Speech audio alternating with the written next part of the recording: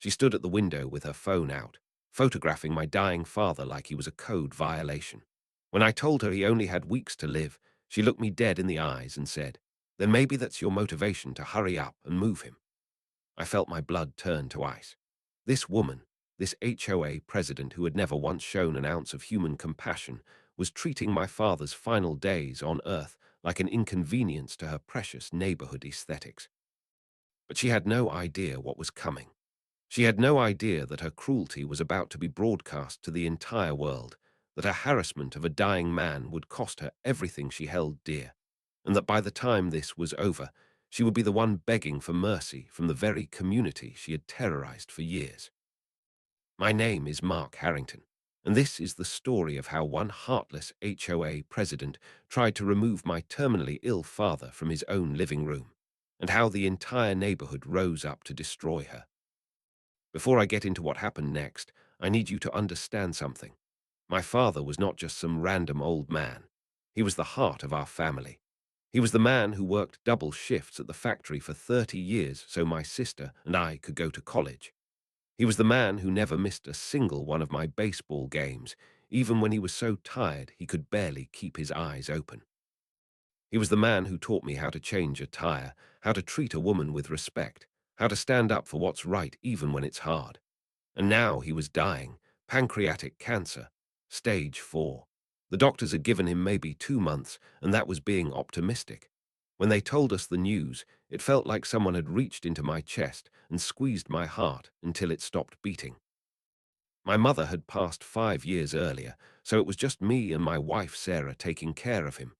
We made the decision immediately. He would spend his final days with us, in our home, surrounded by the people who loved him. Now, before we go any further, if you believe that people like Karen should face consequences for their cruelty, make sure you subscribe to this channel. We post daily stories about entitled people getting exactly what they deserve, and trust me, you do not want to miss what happens next. Let me tell you about our neighborhood. We lived in a quiet suburban community called Maple Ridge Estates, one of those places with manicured lawns and identical mailboxes and rules about everything from the color of your curtains to the height of your grass. I had lived there for 12 years, ever since Sarah and I got married and bought our starter home that somehow became our forever home. For most of those years, the neighborhood was peaceful. Sure, there were occasional disputes about parking or noise, but nothing serious. Then Karen McAllister became HOA president, and everything changed. Karen moved into the neighborhood about 8 years ago with her husband Gerald, a quiet accountant who seemed to spend most of his time hiding in his home office to avoid his wife. Karen was the type of woman who believed that rules existed not to maintain order, but to give her power over other people. She had short blonde hair that was always perfectly styled, wore designer sunglasses, even on cloudy days, and carried a clipboard everywhere she went like it was a weapon. Within 6 months of moving in, she had run for HOA president and won, mostly because no one else wanted the job. That was the biggest mistake our neighborhood ever made. Under Karen's reign, violation notices became as common as junk mail. She fined the Hendersons for having a garden gnome that was 2 inches too tall. She fined the Patels for leaving their garbage cans visible for more than 12 hours after pickup. She fined old Mrs. Yamamoto for having wind chimes that were quote-unquote orally disruptive. She was a tyrant in capri pants, and everyone in the neighborhood knew it. But no one had ever stood up to her. Not really. Not until she made the mistake of coming after my dying father. The day Dad moved in with us was one of the hardest days of my life. The hospice company delivered the hospital bed around 10 in the morning, along with the oxygen equipment, the IV stands, and all the other medical supplies he would need. The doctors had been very specific about where the bed needed to go. It had to be in a room with good ventilation because of the oxygen equipment. It had to be near a wide doorway so the nurses could get in and out easily with their equipment carts. It had to be on the ground floor because there was no way to get a hospital bed up our narrow staircase. The living room was the only option. Trust me, we considered everything else. The spare bedroom upstairs was too small and had no ventilation. The garage was not climate controlled. The dining room was too cramped. The living room had large windows for natural light, good airflow, a wide entryway, and enough space for the nurses to work. It was also right next to the downstairs bathroom, which made everything easier. So that's where the bed went, right in front of the bay window where Dad could look out at the trees and watch the birds at the feeder we had set up just for him. I remember the way he smiled when we got him settled in. He was so weak by then, barely able to lift his own head, but he looked around the room and said, "This is nice, son. I can see the whole yard from here." I had to turn away so he wouldn't see me crying. He had always been so strong, so capable, and now he was withered down to nothing, a shadow of the man he used to be. But he was still Dad. He was still cracking jokes with the nurses, still asking Sarah about her garden, still trying to make everyone around him feel better even as his own body was shutting down. He was, quite simply, the best man I had ever known, and he deserved to spend his final days in peace, surrounded by love, looking out at the trees he had always admired. That peace lasted exactly 48 hours. It was a Tuesday morning when I found the first violation notice. Bright yellow paper taped to our front door like a parking ticket. I honestly thought it was a joke at first, some kind of prank. I read it 3 times before the words actually sank in. Official HOA violation notice. Property located at 247 Maple Ridge Drive is found to be in violation of Community Standards Section 472, which prohibits the display of unsightly furniture visible from public areas. The medical furniture currently displayed in the front window constitutes a visual blight that undermines community aesthetics. Homeowner has 14 days to remedy this violation or face fines of $100 per day. Signed, Karen McAllister, HOA President. I stood there on my front porch, holding that yellow piece of paper, and I could not believe what I was reading. Unsightly furniture, visual blight, community aesthetics. They were talking about my father's hospital bed. They were talking about the equipment keeping my dying father alive. I looked down the street and saw Karen standing on the corner, clipboard in hand, watching me.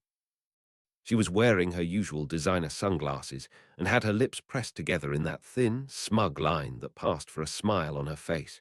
She gave me a little wave, like she was just being neighborly, then turned and walked back toward her house. I wanted to chase after her. I wanted to scream at her. But I looked back through the window and saw Dad sleeping peacefully in his bed, and I knew I couldn't disturb him. So I crumpled up the notice, threw it in the trash, and told myself she would come to her senses. She was a human being, after all. Surely she would understand once she knew the situation. I was wrong. 3 days later, there was another notice on our door. This one was even more aggressive. It stated that we had failed to remedy the violation and that fines would begin accumulating within 10 days. It also included a handwritten note at the bottom in Karen's distinctive cursive. The rules apply to everyone. No exceptions. I was furious, but I decided to try the diplomatic approach. I wrote a letter to the HOA board explaining the situation. I included a note from Dad's doctor explaining that the medical equipment was necessary and that the living room was the only suitable location. I hand-delivered it to Karen's house and even managed to be polite when she answered the door. She barely glanced at the letter before handing it back to me. "The rules are the rules," she said. "Your father's medical situation is not the HOA's concern. Our concern is maintaining property values and community standards. If you want to operate a hospital, buy a building in a commercial zone." I was stunned. "He's dying," I said. "He has maybe 6 weeks to live. Can't you just show a little compassion?" Karen tilted her head, and for a moment I thought I saw something flicker in her eyes, maybe a hint of humanity. But then it was gone, replaced by that cold, calculating look she always had. "Compassion doesn't pay the bills," she said. "Compassion doesn't keep this neighborhood looking presentable. I'm sorry for your situation, but rules exist for a reason. If I make an exception for you, I have to make exceptions for everyone, and then where would we be? Now, if you'll excuse me, I have other matters to attend to." And she closed the door in my face. I went home and told Sarah what happened. She was livid. Sarah was normally the calm one in our relationship, the one who always looked for compromise and tried to see the best in people. But when I told her what Karen said, her face went red and her hands started shaking. "That woman is evil," she said. "Pure evil. We should fight this." I wanted to fight. God, I wanted to fight so badly. But Dad was sleeping in the next room, and I could hear the soft hiss of his oxygen machine, and I just didn't have the energy. The past few months had drained everything out of me. Between working full-time, taking care of Dad, handling his medical appointments, dealing with insurance companies, and trying to keep my marriage from falling apart under the stress, I was running on empty. So I told Sarah we would deal with it later. I told her Karen would eventually back off. I told her everything would be okay. I was wrong about that too. The following Monday, Karen decided to escalate things. I was at work when Sarah called me, and I could tell from her voice that something was very wrong. "She's here," Sarah whispered. "Karen is here. She's walking up the driveway." I told her to stay calm and not engage, but by the time I got those words out, I could already hear Karen's voice in the background. She was loud and demanding, the way she always was. I told Sarah I was coming home and hung up, then told my boss it was a family emergency and practically ran to my car. The drive home usually took 20 minutes. I made it in 12. When I pulled into the driveway, I saw Karen standing on our front porch, talking at Sarah, who was blocking the doorway. My wife looked like she was about to cry or scream or both. I jumped out of the car and ran up to them. "What's going on here?" I demanded. Karen turned to face me, completely unbothered by my arrival. "I was just explaining to your wife that the violation fines have begun," she said, holding up her clipboard. "Now owe the HOA $300, and that amount will continue to increase by $100 every day until the violation is remedied." "The violation is my father's hospital bed," I said, my voice rising. "You want us to move a dying man because you don't like looking at medical equipment." Karen adjusted her sunglasses. "What I want is for you to follow the same rules as everyone else. Your father's condition is unfortunate, but it doesn't give you special privileges. The bed is visible from the street. The equipment is an eyesore. Move him to a back bedroom where no one has to see it." Sarah stepped forward. "He can't be moved. His doctor specifically said the living room is the only suitable space. The back bedroom doesn't have proper ventilation for his oxygen equipment, and the doorway is too narrow for the nurses to get their carts through. We're not doing this to spite anyone. We're doing this because it's the only way to keep him alive and comfortable." Karen rolled her eyes. Actually rolled her eyes, like Sarah had just told her the most ridiculous thing she had ever heard. "You people always have an excuse," she said. "Always some reason why the rules shouldn't apply to you. I've heard it all before, and I'm not interested. You have 10 days to move the bed, or the fines will continue. And if you refuse to pay the fines, we'll put a lien on your house. It's that simple." I stepped between Karen and my wife. "Get off my property," I said. My voice was low and dangerous. I could feel my hands shaking, but not from fear, from rage. Karen didn't move. "This is HOA business," she said. "I have every right to be here." "No, you don't. You delivered your message. Now leave before I call the police and have you removed for trespassing." For a long moment, Karen just stared at me. Then she smiled that cold, thin smile and tucked her clipboard under her arm. "Fine," she said, "but this isn't over, not by a long shot." She turned and walked down the driveway, her heels clicking on the concrete. At the end of the driveway, she turned back and added, "10 days, Mr. Harrington. Then the real consequences begin." That night, I couldn't sleep. I lay in bed next to Sarah, staring at the ceiling, thinking about what Karen had said. A lien on our house, hundreds of dollars in fines, all because my father was dying in a place where she could see him.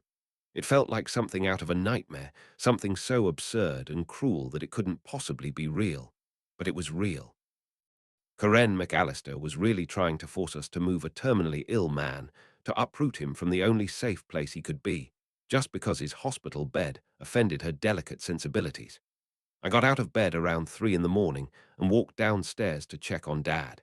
He was sleeping peacefully, his chest rising and falling in a slow, steady rhythm. The oxygen machine hummed softly beside him.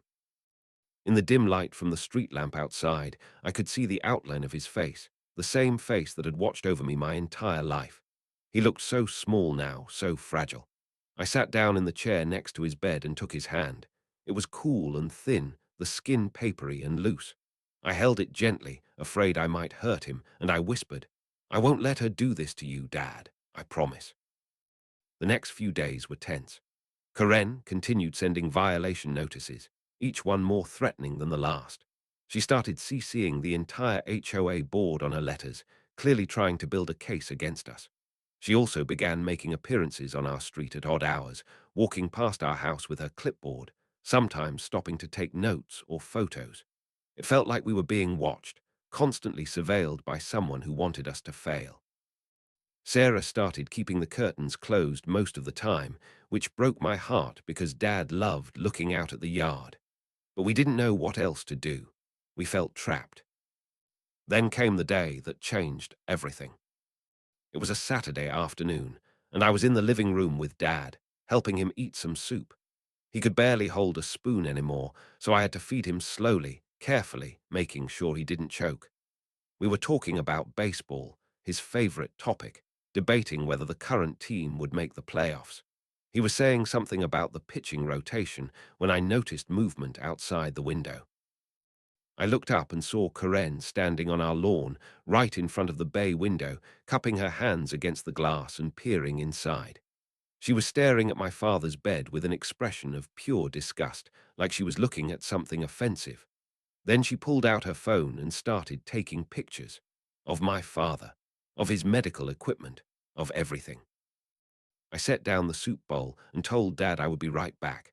I walked to the front door, my blood pounding in my ears, and stepped outside. Karen was still standing there, phone raised, snapping photos through the window. "What do you think you're doing?" I demanded. She lowered her phone and gave me that smug look.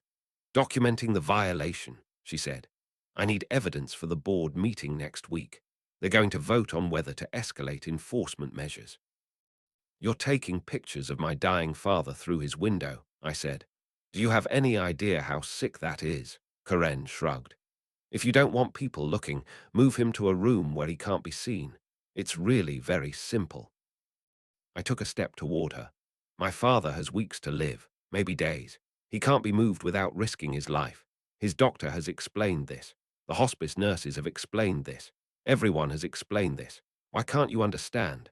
Karen's expression didn't change. "What I understand is that rules exist for a reason. What I understand is that you think you're special, that you think your situation exempts you from the standards everyone else has to follow. But it doesn't. The bed is visible. The equipment is an eyesore. And until you fix it, I will continue documenting the violation and pursuing enforcement." I could feel myself losing control. Months of stress and grief and fear were building up inside me like pressure in a sealed container, and Karen was standing there with her smug face and her designer sunglasses, treating my father like an inconvenience. "He's a human being," I said, my voice cracking. "He's my father. He's not a violation. He's not an eyesore. He's a dying man who just wants to spend his last days looking out at the trees." Karen tilted her head. "Then maybe his condition is your motivation to hurry up." I stopped breathing. I actually stopped breathing for a moment because I couldn't believe what I had just heard. "What did you just say?" Karen smiled that thin, cruel smile. "You heard me. If he's really that sick, then you better figure something out quickly, because I'm not backing down. And if he passes before you pay your fines, don't think that lets you off the hook. The estate will still owe the money." I don't remember exactly what I said after that. I know I raised my voice. I know I told her to get off my property. I know I threatened to call the police if she ever set foot on my lawn again. But the details are fuzzy because all I could feel was this overwhelming sense of disbelief. This woman, this supposedly normal suburban housewife, had just told me that my father's death should motivate me to move faster. She had treated his mortality as a bargaining chip. She had looked at a dying man and seen nothing but a problem to be solved. Karen left eventually, but not before making a big show of writing something on her clipboard, probably a note about my aggressive behavior or some other nonsense she could use against me later. I stood on my porch and watched her walk down the street, and I made myself a promise. I promised that I would not let her win. I promised that I would not let her harass my father in his final days. I promised that I would find a way to stop her, no matter what it took. When I went back inside, Dad was awake and looking at me with worried eyes. "What was that about, son?" he asked. His voice was so weak I had to lean in to hear him. I sat down next to his bed and took his hand. "Nothing, Dad. Just some neighborhood nonsense. You know how these HOA people get." But he wasn't fooled. He had always been able to see right through me, ever since I was a little kid trying to hide the candy I had stolen from the cupboard. "Is it about me?" he asked. "Am I causing problems?" I wanted to lie. I wanted to tell him everything was fine, but I couldn't find the words. My silence told him everything he needed to know. "I'm sorry, son," he whispered. "I don't want to be a burden. Maybe I should go to one of those hospice facilities after all. That way you and Sarah don't have to deal with all this." I squeezed his hand. "Don't you dare say that. You're not a burden. You're not going anywhere. This is your home, and you're going to stay right here where you belong. That woman out there is crazy. She's got nothing better to do than make people miserable. But she's not going to win. I won't let her." Dad looked at me for a long moment, and I saw tears forming in the corners of his eyes. "You're a good son, Mark. Your mother would be proud." I had to turn away then because I was crying too, and I didn't want him to see. We sat there in silence for a while, just holding hands, while the afternoon sun streamed through the windows and painted golden rectangles on the floor. It was one of those moments that seem ordinary at the time, but become precious in memory. One of the last real conversations I ever had with my father. The next week was brutal. Karen didn't let up for a single day. She sent more violation notices. She filed formal complaints with the HOA board. She even went door to door in the neighborhood, telling our neighbors that we were quote-unquote bringing down property values and turning the street into a medical facility. Most of our neighbors knew better. They knew Dad. They knew our family. Many of them stopped by to offer their support, bringing casseroles and flowers and kind words. Mr. Patterson from next door told me he had told Karen to her face that she should be ashamed of herself. Mrs. Chen from across the street said she had never liked Karen and was glad someone was finally standing up to her. But not everyone was supportive. Some neighbors, the ones who were afraid of Karen or who genuinely believed in her twisted vision of community standards, started avoiding us. They would look the other way when they saw me in the driveway. They would pretend not to hear when I said hello. It felt like our neighborhood was splitting in two, those who stood with us and those who stood with Karen. Then Karen crossed a line that even I didn't think she would cross. It was a Thursday evening, and Sarah and I were eating dinner in the kitchen while the night nurse sat with Dad in the living room. My phone rang, and I saw it was the hospice company's main office. That was unusual because they normally only called during business hours for scheduling or billing matters. I answered, and the woman on the other end introduced herself as the patient services supervisor. "Mr. Harrington," she said, "I'm calling to inform you of an unusual situation. We received a call today from someone claiming to be a community authority. She said her name was Karen McAllister and that she was the president of your homeowners association. She demanded that we remove our equipment from your property or move it to a different location because it was violating community standards." I felt my stomach drop. "What did she say exactly?" The supervisor paused. "She said, and I'm quoting here, 'Put him somewhere less visible. His presence is causing complaints, and the HOA will take action against your company if you don't cooperate.' She also implied that we could face legal consequences for operating medical services in a residential area." I was speechless. Karen had actually called the hospice company. She had pretended to be some kind of authority figure. She had tried to pressure them into moving my dying father's equipment. The supervisor continued. "Of course, we refused. We explained that our patient's placement was determined by medical necessity and that we take direction only from the patient, the family, and the healthcare team." She became quite aggressive at that point and threatened to file complaints with the state. "I want to let you know, because this crosses the line into harassment, and you may want to take action." I thanked the supervisor and hung up. My hands were shaking. Sarah was staring at me, her face pale. "What is it? What happened?" I told her everything, about the phone call, about Karen pretending to be an authority, about her trying to pressure the hospice company to move Dad. Sarah's expression went from shock to fury in seconds. "That's it," she said. "That woman has officially gone too far. We're done trying to be reasonable. We're done trying to wait this out. We're fighting back." And that's exactly what we did. The next morning, I took off work and spent the entire day researching.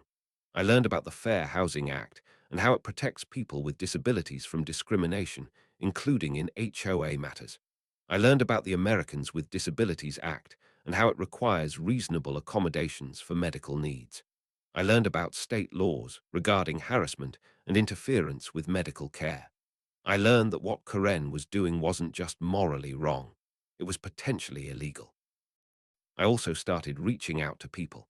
I called our state representative's office and spoke to a staffer who was genuinely horrified by what I described. I contacted the local news station and left a message for their consumer protection reporter. I posted about our situation on a neighborhood Facebook group, carefully documenting everything that had happened with dates and details. The response was overwhelming.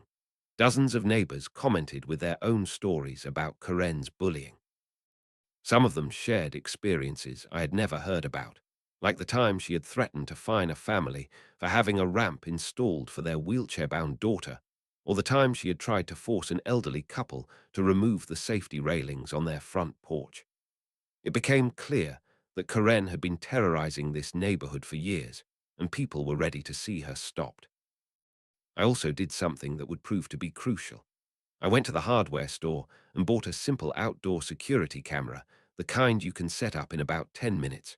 I installed it on our porch, pointed at the front yard and sidewalk, and made sure it was recording 24/7.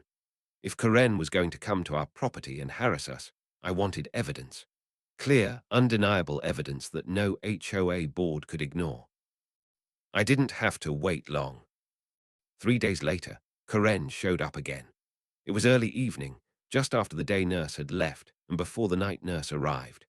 I was in the living room with Dad, reading him an article from the sports section, when I heard footsteps on the porch. I looked up and saw Karen through the window, marching toward our front door with her clipboard and her sunglasses, and that look of self-righteous determination that I had come to despise. I told Dad I would be right back and went to the door before she could ring the bell. "What do you want?" I asked, stepping outside and closing the door behind me. Karen smirked. "I wanted to let you know that the HOA board voted last night. We're escalating enforcement. You now owe $2,400 in accumulated fines, and if they're not paid within 30 days, we'll be placing a lien on your property and beginning foreclosure proceedings." I stared at her. "Foreclosure? You're trying to take our house because of a hospital bed," Karen shrugged. "The rules are the rules. You had ample opportunity to comply. You chose not to. These are the consequences." "My father is dying in there," I said, pointing at the window. "He might not even make it 30 days. And you're standing here threatening to take our home." Karen's expression didn't change. "That's not my concern. What happens to your father is not the HOA's responsibility. What is our responsibility is maintaining community standards. And frankly, the sooner this situation is resolved, the better for everyone." I felt something snap inside me. All the grief and frustration and rage that I had been holding back for months came rushing to the surface. "You're a monster," I said. "You know that. A heartless, soulless monster. My father is a human being. He deserves dignity. He deserves respect. And you're treating him like garbage because his medical equipment offends your aesthetic sensibilities." Karen's face hardened. "Be careful, Mr. Harrington. Verbal abuse could be grounds for additional action." "Additional action," I laughed, but there was no humor in it. "Go ahead, do your worst, because I'm done playing nice." I filed complaints with the City Council, with Adult Protective Services, and with the HOA's State Oversight Board. I've documented every single violation notice you've sent, every single time you've trespassed on my property, every single threatening statement you've made. And I've got a security camera recording this entire conversation. So please, Karen, threaten me again. Give me more evidence." For the first time since I had known her, Karen looked uncertain. Her eyes flickered to the camera mounted on the porch, then back to me. "You're recording me." "Every word," I said. "Every step you take on my property, every photo you take through my window. It's all being captured, stored, and backed up to the cloud. And I'm not the only one. Half the neighborhood is recording you now." We're building a case, Karen. A case that shows a pattern of harassment, abuse of authority, and discrimination against people with disabilities and medical conditions. And when we're done, you're not just going to lose your position as HOA president. You're going to face real consequences. Karen's face went pale. She opened her mouth to say something, then closed it again. For a long moment, she just stood there, clutching her clipboard like a shield. Then she turned and walked away without another word. I watched her go, my heart pounding. I didn't know if my threats would actually lead anywhere. I didn't know if the complaints I had filed would result in any real action. But I knew one thing for certain. I was done being a victim. I was done letting this woman walk all over me and my family. Whatever happened next, I was going to fight. The next few days brought a flurry of activity. The city council opened an official investigation into my complaints. Adult Protective Services sent someone to interview me about the harassment my father had experienced. The HOA's oversight board requested copies of all the violation notices and correspondence. And the local news station, the one I had contacted earlier, called back and said they wanted to do a story. I was hesitant at first. Dad was a private person, and I didn't want to exploit his illness for publicity. But Sarah convinced me that going public was the only way to truly hold Karen accountable. She's counting on us staying quiet, Sarah said. She's counting on us being too embarrassed or too tired to fight back. The best way to beat her is to let everyone see what she's been doing. So I agreed to the interview. The reporter and her cameraman came to our house on a Tuesday afternoon. I showed them the violation notices.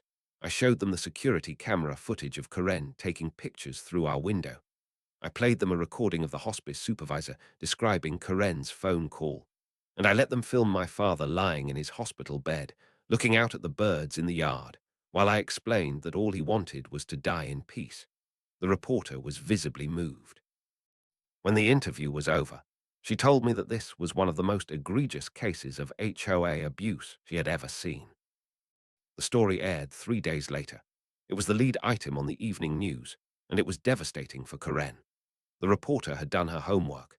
She had interviewed other neighbors who had been harassed by Karen over the years. She had dug up records showing that Karen had issued more violation notices in her 5 years as HOA president than the previous 3 presidents combined. She had obtained emails in which Karen referred to complaining homeowners as whiners and troublemakers. And she had captured Karen herself on camera, confronting the news crew as they were filming on the public sidewalk outside her house. The footage was incredible.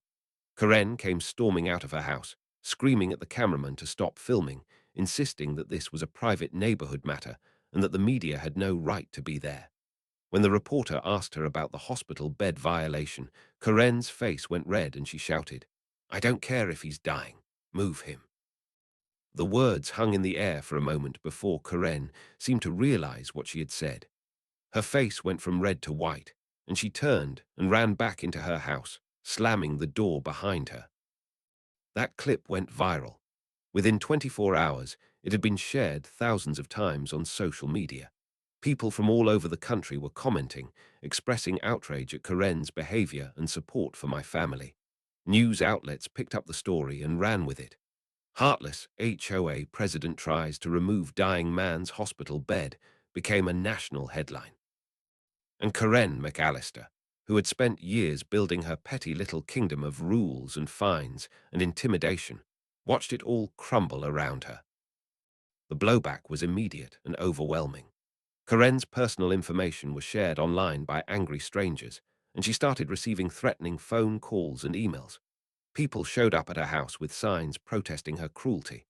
Her social media accounts, which she had used to promote her community beautification initiatives, were flooded with angry comments and one-star reviews. Even Gerald, her long-suffering husband, seemed to have finally had enough. According to neighbors, he moved out of the house the day after the news story aired and went to stay with his sister in another state. But the most important consequences were official ones. The city inspector who had been assigned to investigate my complaints showed up the following week. Karen tried to intercept him, standing in the middle of the street and insisting that this was an HOA matter and that the city had no jurisdiction. But the inspector wasn't having it. He had already reviewed the evidence. He had already spoken to Adult Protective Services, and he was there to take action. I was there when he confronted Karen. I had come outside when I heard the commotion, and I watched from my porch as the inspector, a heavy-set man in his 50s with a no-nonsense demeanor, explained to Karen exactly how much trouble she was in. "Ma'am," he said, "you have been cited for harassment violations under Section 12 of the Municipal Code. You have been cited for abuse of authority under Section 15. And you are being investigated for interference with medical care, which is a potential criminal matter. I would strongly advise you to retain a lawyer." Karen's face was a mask of shock and denial. "This is ridiculous," she sputtered. "I was just doing my job. I was just enforcing the rules. You can't punish someone for enforcing the rules." The inspector shook his head. "Ma'am, there's a difference between enforcing rules and harassing a dying man and his family. You crossed that line a long time ago, and now you're going to face the consequences." The official investigation took several weeks, but the outcome was never really in doubt. The evidence against Karen was overwhelming. There were the violation notices, dozens of them, many for trivial infractions that no reasonable person would consider worthy of action. There were the witness statements from neighbors describing years of bullying and intimidation.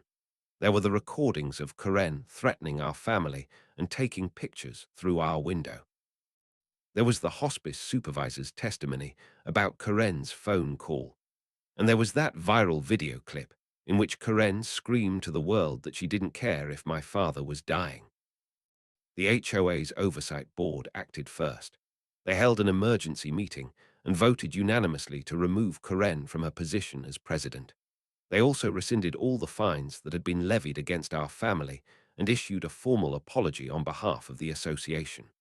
One of the board members, a man named Tom Harrison, who had previously been a Karen ally, stood up at the meeting and said, "What happened to the Harrington family was a disgrace. It was cruel, it was inhumane, and it was a violation of everything this community should stand for. We failed them, and we failed ourselves. I'm ashamed that I didn't speak up sooner." It was a powerful moment, and several people in the audience were in tears. The city followed up with its own actions.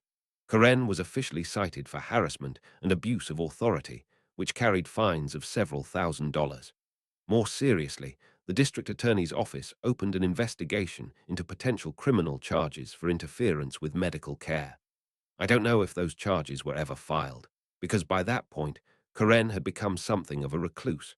She stopped leaving her house, except when absolutely necessary. She stopped attending HOA meetings. She stopped patrolling the neighborhood with her clipboard. The woman who had terrorized us for so long had finally been silenced. As for Dad, he passed away on a quiet Sunday morning, about 4 weeks after the news story aired. I was holding his hand when it happened. Sarah was there too, and so were a few close friends who had come to say goodbye. He slipped away peacefully, without pain or fear, looking out the window at the birds he had loved so much. He died in the exact spot where he had wanted to be, surrounded by the people who loved him, in the living room that Karen had tried so hard to take from him. The funeral was standing room only. People came from all over, some who had known Dad for years, and some who had only heard about him through the news coverage. The pastor spoke about Dad's kindness and his strength. My sister flew in from California and delivered a beautiful eulogy about growing up with him as our father. And at the end, when we were all standing by the grave, Mr. Patterson from next door came up to me and said something I will never forget. "Your dad was one of the good ones," he said, "and you did right by him. You stood up for him when it mattered. He would be proud." I hope he's right. I hope Dad knew how much I loved him and how hard I fought for him. I hope he understood that none of what happened was his fault, that he was never a burden, that the problem was Karen and only Karen. I hope, wherever he is now, that he's at peace. In the months that followed, the neighborhood began to heal. A new HOA president was elected, a kind woman named Janet, who had been one of our most vocal supporters during the whole ordeal. Under her leadership, the association adopted new rules limiting the power of the president and requiring board approval for any violation fines over $50. They also added a provision specifically protecting homeowners who need medical equipment or accommodations to ensure that no one would ever have to go through what my family went through. As for Karen, I saw her only once more after Dad's funeral. It was about 3 months later, on a grey autumn day. I was walking home from the park when I passed her house and saw her standing in the front yard looking lost. She had aged dramatically since the whole ordeal. Her hair was grey and unkempt. Her face was lined with stress. She looked like a shell of the woman she used to be. When she saw me, she froze. I could see fear in her eyes, real fear, like she expected me to attack her or scream at her. But I didn't. I just looked at her for a long moment, and then I kept walking. I didn't have anything left to say to her. She had taken so much from me, from my family, from my father's final days. But she hadn't won. She had tried to destroy us, and instead she had destroyed herself. That was justice enough. I think about Dad every day. I think about his laugh and his wisdom and the way he always knew exactly what to say when I was feeling lost. I think about the baseball games we watched together and the fishing trips we took and the quiet conversations we had when no one else was around. I think about the way he looked at me on his last morning with so much love and gratitude and peace. And I think about the living room where he spent his final weeks, looking out at the trees and the birds and the world he was about to leave behind. Karen tried to take that from him. She tried to reduce him to a violation, an eyesore, a problem to be solved. But she failed. My father died with dignity, surrounded by love, in the place where he belonged. And no amount of violation notices or fines or threats could ever take that away. If you've made it this far, I want to thank you for listening. I know this was a long story, but it's one that needed to be told. There are Karens everywhere, people who use their small amounts of power to make others miserable, people who care more about rules than about human beings. And the only way to stop them is to stand up, to fight back, to refuse to let them win. If you're dealing with someone like Karen in your own life, I hope my story gives you some courage. I hope it shows you that these battles can be won, that the bullies don't always get their way, that justice is possible even when it seems hopeless. And if you're a Karen yourself, if you're someone who has ever prioritized rules over compassion, aesthetics over humanity, control over kindness, I hope my story gives you pause. I hope it makes you think about the real impact of your actions. Because at the end of the day, we're all going to end up like my father someday, fragile and vulnerable and in need of grace. And when that day comes, wouldn't you rather be remembered as someone who showed mercy than as someone who showed none? Dad would have wanted me to end on a hopeful note. He was always the optimist in the family, always looking for the silver lining, always believing that people could change and the world could get better. So here's my hopeful thought for you today. After everything that happened, after all the cruelty and the fighting and the grief, the thing I remember most is not Karen's face or her threats or her violation notices. The thing I remember most is my neighbors standing up for us. Mr. Patterson telling Karen she should be ashamed. Mrs. Chen bringing us meals and sitting with Dad when we needed a break. Tom Harrison standing up at that HOA meeting and apologizing. Dozens of people I had never even met sending messages of support and encouragement. When things got hard, the community came together. Not because they had to, but because they chose to. And that gives me hope for humanity, even in a world that has far too many Karens. Thank you for listening. If this story resonated with you, please like this video and subscribe to the channel. We post new stories every day about entitled people facing justice, about regular folks standing up for what's right, about the small victories that make life worth living. Leave a comment below telling me about your own experiences with HOA bullies or difficult neighbors. I read every single comment, and I love hearing from you. Until next time, take care of yourselves and take care of each other. And remember, no matter how powerful someone thinks they can always be brought down by people who refuse to give up. Dad, if you're watching from somewhere up there, I hope I made you proud. I fought for you until the very end, just like you always fought for me. Rest easy, old man. You earned it.